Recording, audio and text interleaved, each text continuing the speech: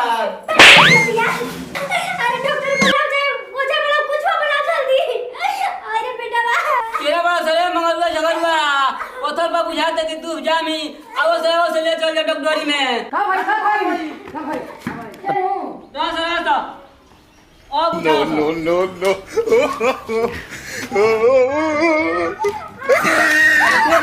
ठीक हो जाए चुप रहा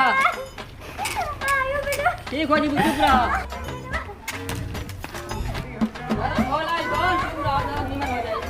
अरे बेटा चुप रह बढ़िया जगह है बड़ू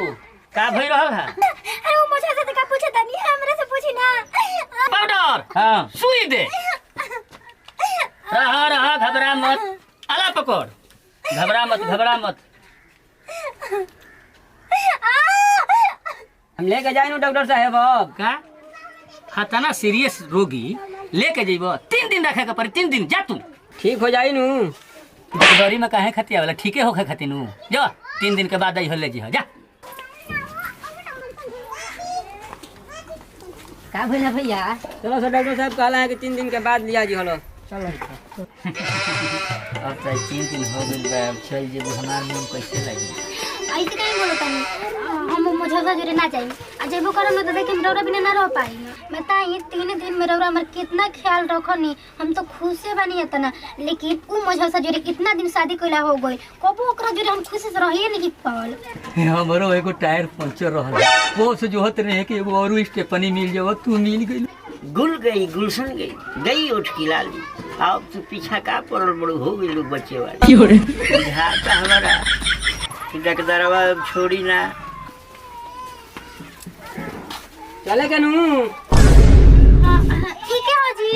आई दादा 3 दिन में भुला गइलू हम तार मरद न हई मरद हवा अल्लाह ना का कहतिया भाग आई हो दादा हमार मेहरारू के हथियार रसदा के डरावा एकर फैसला मुखिया जी करी है। मुखिया जी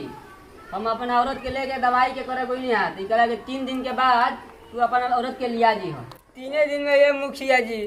का जाने केवन जादू करे हमारे के नहीं चिन्हत